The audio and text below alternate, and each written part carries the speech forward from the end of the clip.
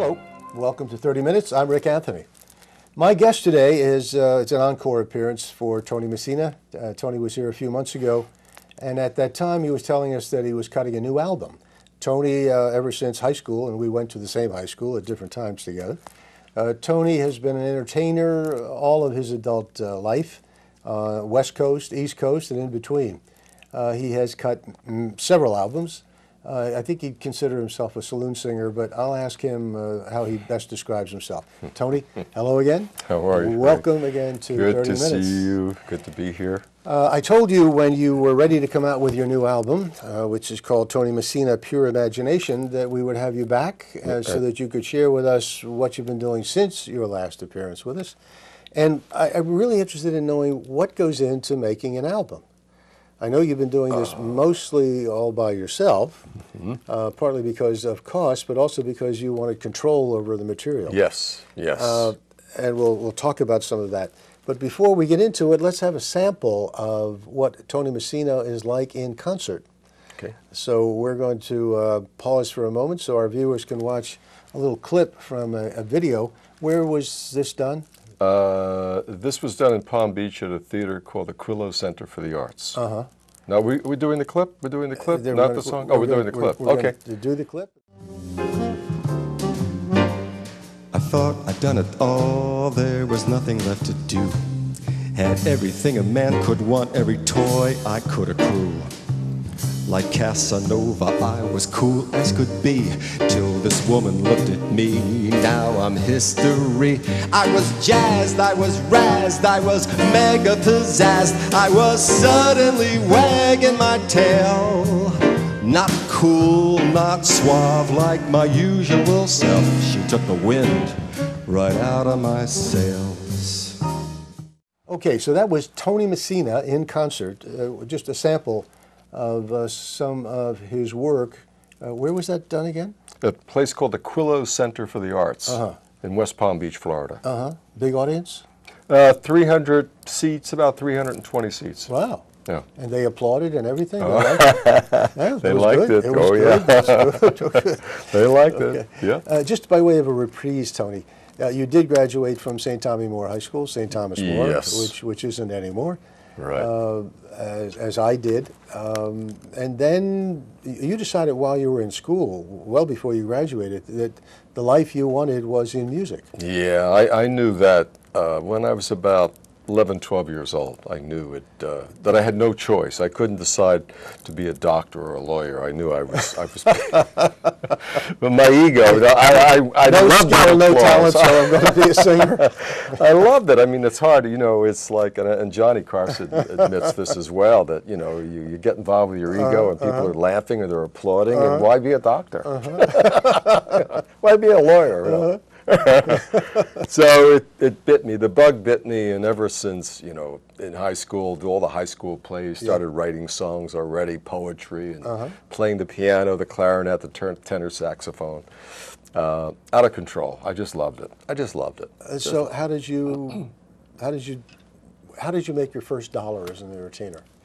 What street corner were you on? I was actually born and raised in South Philadelphia, then moved to West Philadelphia when I was 11 years old. You moved up. Yeah, but I guess every teenager, even though I'm considered, aside from a saloon singer, also a pop singer, more pop then than jazz, but I always liked jazz. But I had a rock and roll band, but I still sang some jazz songs.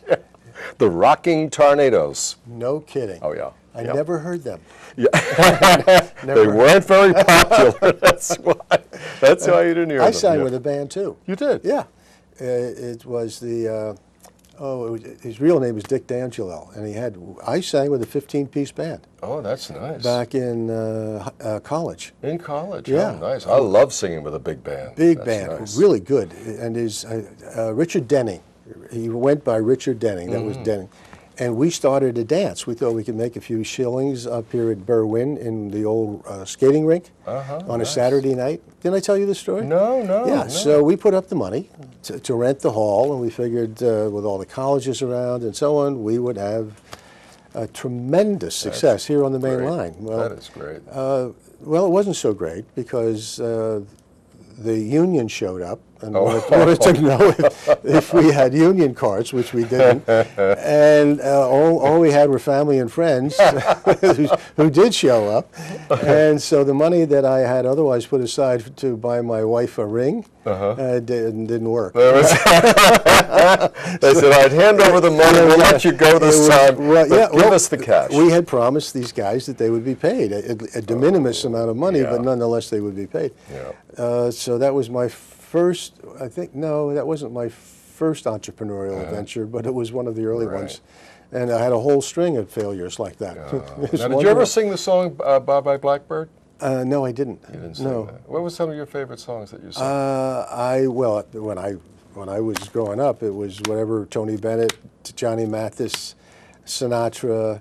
And you have a favorite? You must have had a favorite. Mario Lanza, Be My Love. Oh, you sang that. Mario Lanza, Be My Love, yeah. That was a big hit. Yeah, it was. And Al Martino. Oh, right. Oh, yeah, yes. And because of you with Tony Bennett. Tony Bennett, yeah. That was our song. Every couple has a song. That was our song. Right. Still is our song. That was a great love song. Yeah. But again, you and I have talked about this before. Today, I don't understand the music. I don't understand the words. I can't hear the words, but that's another problem.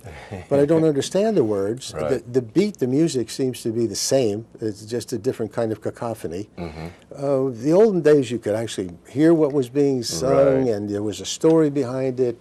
I'm sure it's me and not them, because a lot of people like today's music. What do you think about today's music? Well, I like it. I mean, there's also more popular than Harry Connick Jr., because you can understand what he's saying, Michael Bublé, and though he sings the Sinatra-ish kinds of songs, his couple of hits, one was a country pop, the other, I guess you could call it a pop rock or a little jazzy. You could understand the words. You could. I mean, I know what you mean about a lot of things, but the country music is you can understand, and they're very good songwriters. Yes. The country I agree. writers, very good. But that hasn't changed very much over the years. Well, it's gotten more pop. It's much more like a Taylor Swift is almost. They consider her more. Almost pop. I mean, she was more country in the beginning. She's coming to more pop, but she writes good songs too. Let's talk about your songs. You are a singer, but you're also a songwriter. Yes. And many of the songs on this album, as well as your earlier albums, include your own work, your own creations. Right. What's it like?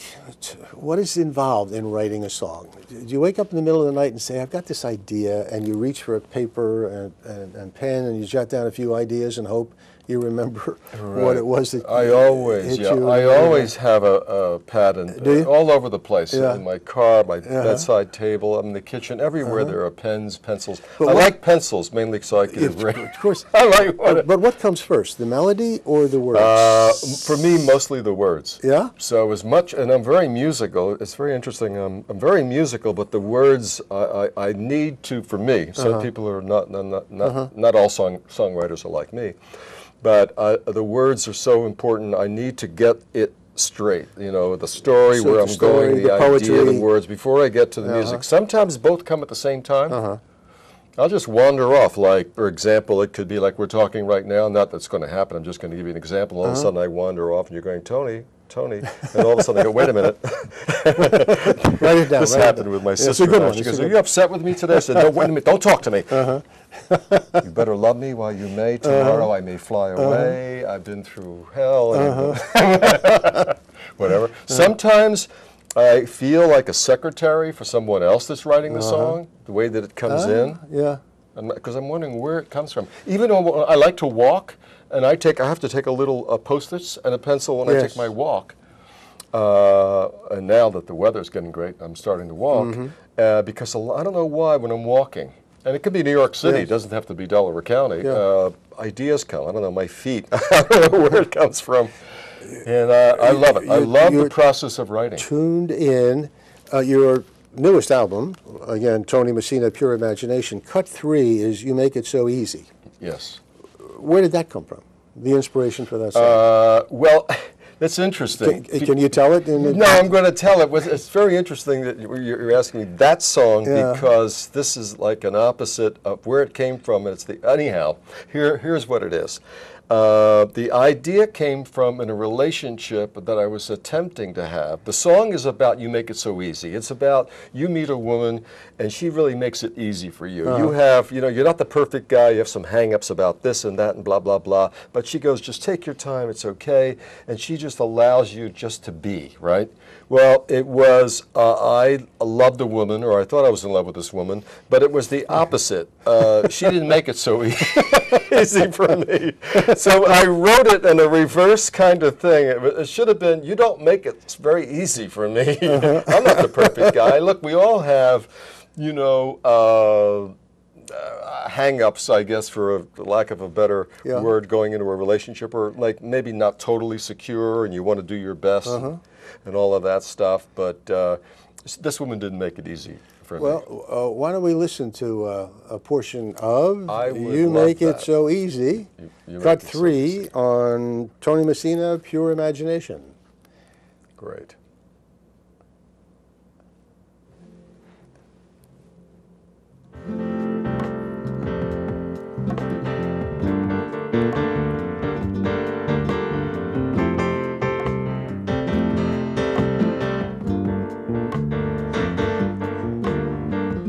It's been so tough for me to be real,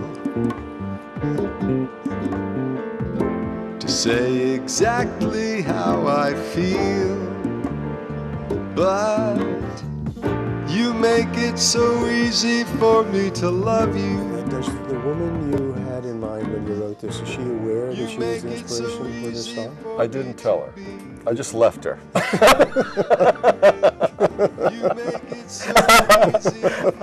It's very interesting, this story, because I have a friend that heard this song and he was taken with it. I said, oh, he likes this song and he's listening, but it wasn't good news. He said, I like the song, and I said, well, why? He says, because, well, I like the song. I love the song you wrote, but I wish I had a relation.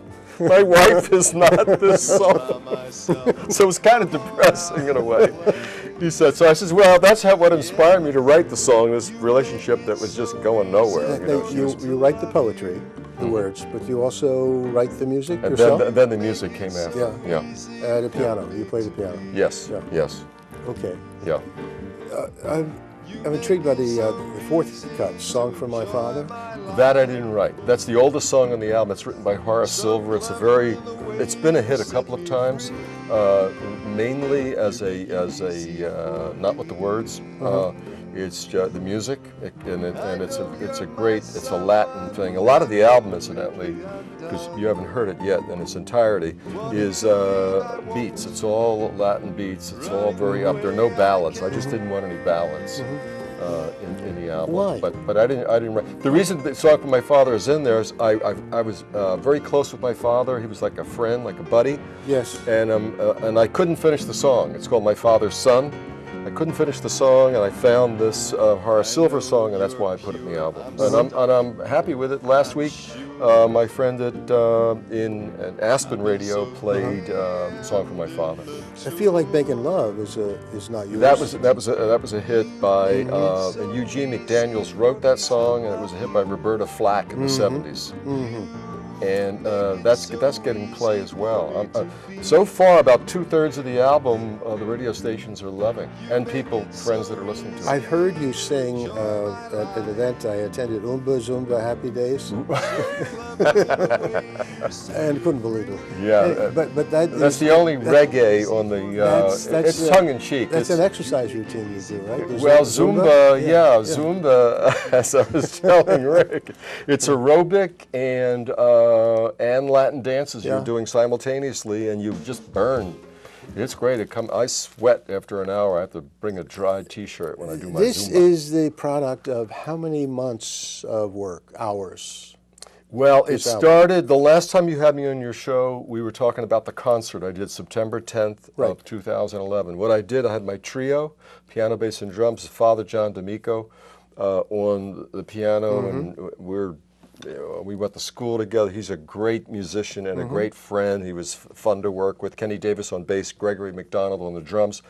We rehearsed it and put the show together. We did maybe 19 or 20 songs at concert night at a place called the Psalm Salon. You talked about it, you helped me, and it was sold out. Any of your viewers that are out there that showed up that night, thank you for being there. It was sold out, you couldn't get a seat for it. So that was, we recorded the album. And the audience was wonderful. I told the audience we need to be quiet. There's microphones all over the place. So you can talk while I'm talking if you need to talk, or go out and talk, but not. And they were very good. They were. Oh, so all of this was recorded that night? It was recorded that night.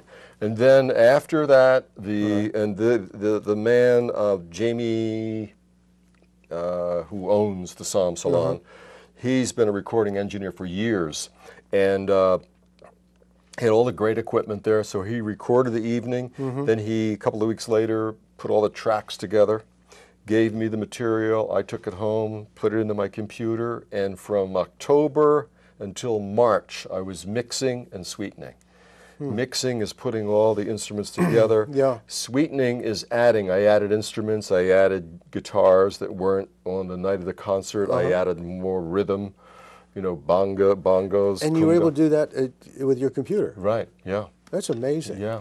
And I played everything in because I play keyboard, and my keyboard is hooked up to my computer, so I used like a flute in back of some of the songs. I don't know which one, and it was me playing. I wasn't playing the flute, but I was playing the flute. And what it gives me, my software, it gives me like a real flute player. And there are real musicians that create the sounds. Flutes, cello. I used cello in one of the songs on the album. So you were able to do in your computer what used to be done with a synthesizer? Right, a keyboard. Right, exactly. Yeah. Are they still used? Oh yeah, absolutely. Sure. And then in concert, a lot of the concerts, the big bands, if you see 4 or 5 people up there, the one person has the synthesizer, and there could be 20 violins in this one. It's and they sound like, because like I said, these tracks are made with real violin players. They're not. Okay, so imagining it, how's that? Pure imagination. Imagining it, creating it, producing it, getting it in the case is one thing. Then what? How do you get it out so people know about it, listen to some of it, want to buy it, and know where to get it? Well, the first thing I do is I take that hat off, the producer's hat. I took the songwriter's hat off before, and the singer, and put that down on my desk. And now the marketing. The marketing, Tony Messina, and now the last album that also we talked about last time I did your show, which was live in New York at the Iridium Jazz Club. That was the most, that album created 40 cities in the United States. I never had 40 cities playing my album before. So I have all of these people, a lot of which, as I told you earlier before we started taping the show, I became friends, like the guys in Aspen that are playing it. We became buddies, and they said, oh, I like this or that, I'm going to play this, and we're, you know.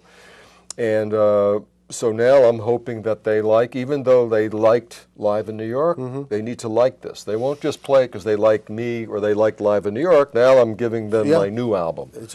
It's like the consumer that's going to buy it. Again. If you don't like it, why would you buy it? You know. So radio is still a very important part. Oh, absolutely. Getting play on radio is still a very important part. And for me, it's all what they call the non-commercial radio stations. It's all the college stations and all the jazz stations. The college stations in this album, another thing in this album that's different from my other albums, there's a couple of songs in here. The one that you mentioned, the Yumba Zumba, it's a fun thing. I mean, you listen to it, it's tongue-in-cheek, but it's fun and it's uplifting, and you want to move to it, and it's all the right rhythm is there for reggae. But then there's also a country pop, which I've never recorded, which a song that I wrote called Just Your Friend. And the college stations, what's nice about the college stations is that if they like the song or the album, they'll play it. And see, the beauty, let me just finish this, beauty of the college stations is that they're non-commercial. It's not about that the corporate head of the company is going to say, we can't play Tony Messina, play more of Michael Bublé or Elton John or Katy Perry, because we don't want listeners turning off the radio. Well, the college stations don't have to deal with that, and the jazz stations are smaller than the big commercial stations. What about internet radio? Is that Oh, internet important? is huge. It's That's where I important too? cover the world. Yeah. I cover the world with that. Yeah. And how do you get on the internet radio? Well, station? last with the Live in New York, and I still didn't really figure this out. If any of your viewers know about it, please email me. Go to my website, tony@tonymessina.com. What happened was Brazil, Switzerland, Portugal, Spain, I'm talking about an internet radio stations in those countries, found out about, because I wasn't promoting the Live in New York internationally. This I am. And they contacted me and they said, we want the album. And they were really nice. They'd say, we're playing it. Like tomorrow night, I know they emailed me today. They're playing me in Sydney, Australia tomorrow night, so I'm going to listen to the show. If you could have one wish, I mean, you've been at this for a long time, and you've had some success with what you've been doing, other albums and so on, appearances, appearing with some of the biggest names in show business, Sinatra, Bennett, other stories you've told me, which if we have time, you'll have to retell again. Anyway, if you could have one wish, what would it be at this stage of your career with this latest encapsulation of everything you are? Well, that's good. I'm glad, because I thought of that. I was kind of analyzing where I am now with my career, and I'd like what drives me, and everyone needs a drive and desire. I like writing the songs. I love creating the songs. And when I just got my first review that I sent to you, and it was a good review, and they mentioned the songs I wrote. That's when the reviewer picks up on what it is that I was trying to in my creation. I love that reviewer, because because somebody knows what it was I was trying to do. To me, it's exciting, and there's still a mystery about it. It's a mystique. To me, writing a song, it's like falling in love. Remember when we were 18, I don't know what it is. There were 40 women at this dance, but this one. And now, what was it about that one? That actually happened to me. When I was 16, as a matter of fact. There you go. You're just boom. Yeah. And there's an excitement. You feel that adrenaline rush. Yeah. And I still get that with a song, and I love it. The song that you played, I love that song. And when I'm playing it for friends, like my friend heard it, and he took to it. He went, oh boy. You know, and then when the reviewer heard, he heard that I was, and then some friends of mine and a reviewer, not the radio stations yet, they heard what I try to interpret the reality of what I'm saying. I think about that. I work on that. It doesn't just happen. And I love that the critic picked up on that. I would think you would prefer live performance rather than this electronic replication. I like both. And, it is more enjoyable for me. Don't forget, I recorded it live, so I had both. That's right. It was going to be my recording. I forgot. Then I had the, the audience. You're not in a studio. Right. Yeah. The audience was loving me at the same. They were doing I was getting my ego boost at the same time, and I'm doing my album, making my album. Do you have very often young aspiring performers come to you and say, Mr. Messina, what can you tell me? What advice? What clue? Give me so I can have the same success you've had. And what advice do you give them? When that happens, I tell them. I'm laughing because it always. I don't know. It makes me. I guess uncomfortable. I'm uncomfortable with it right now because they have to realize that it's the work. I mean, it's work. It's not. It doesn't. These people that come up and sing, if you watch these shows like American The Voice, and the Idol thing, they're not just good because they're good. They're home. They're singing that song that they sang for that one audition like 100 times, like I do. You're finding the song. You're looking for the song. If you really want it to be good, you're looking for the song. And Frank Sinatra did it. That's why he was good. He wasn't just that he was Frank Sinatra, that he was great. He did his homework. You think those shows are good for the entertainment industry? I know people like to watch them.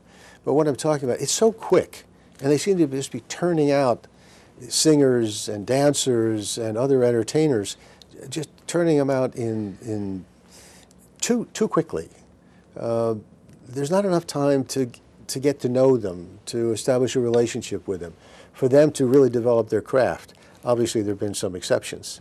But for the most part, it's just a grinder. Yeah. Well, that's the negative side. I would say the downside. It is a grinder, but on the positive side, they have that experience, and somebody may see them. Yes. You know, Yeah. like I've had a lot of my little breaks, somebody saw me. Yeah. You know, when I was asked to sing for Tony Bennett, is because I was singing Frank Sinatra and somebody in the audience saw me.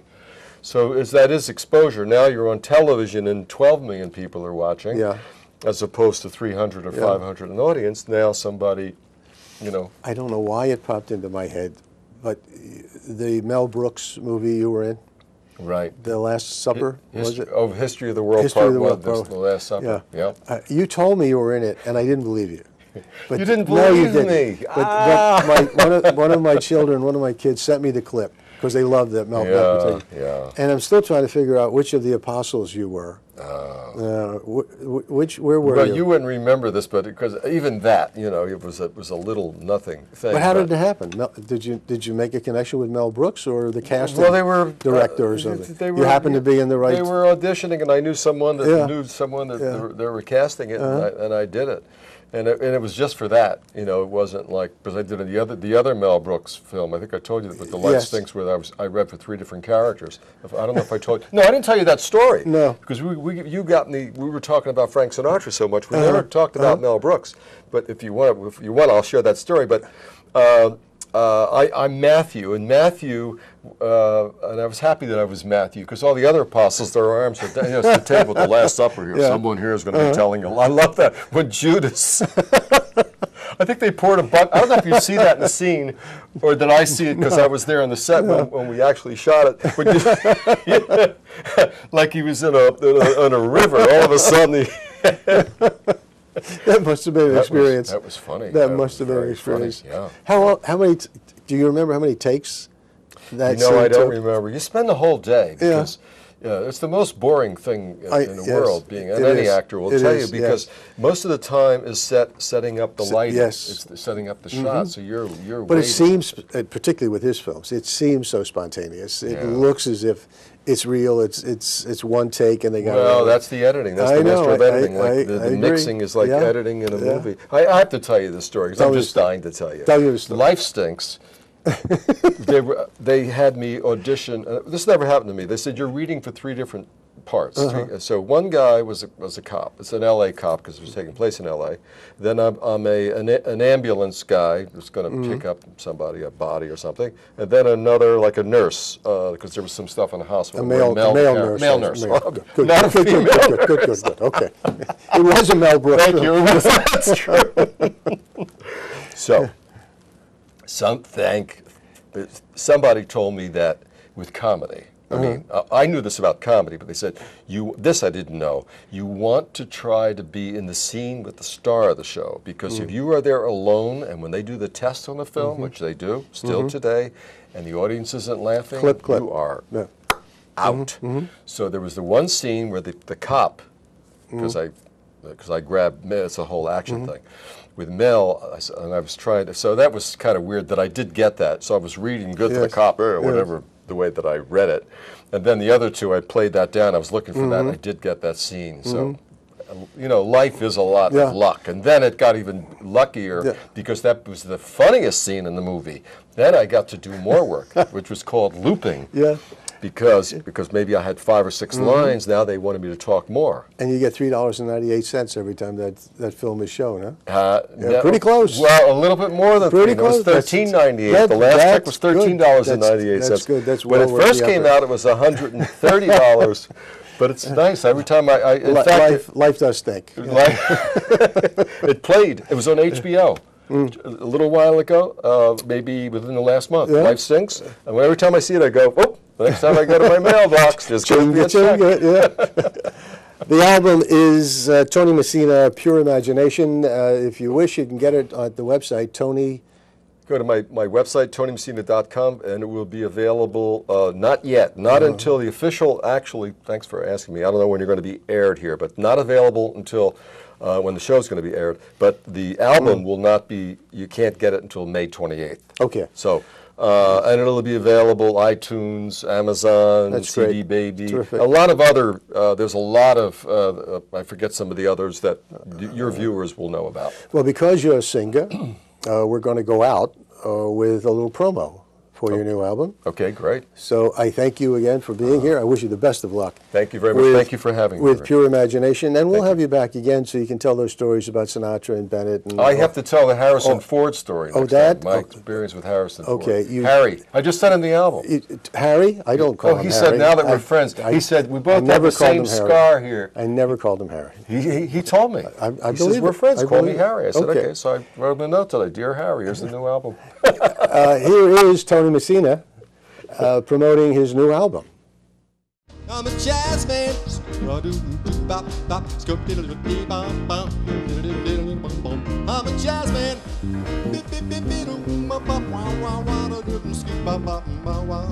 I'm a jazz man.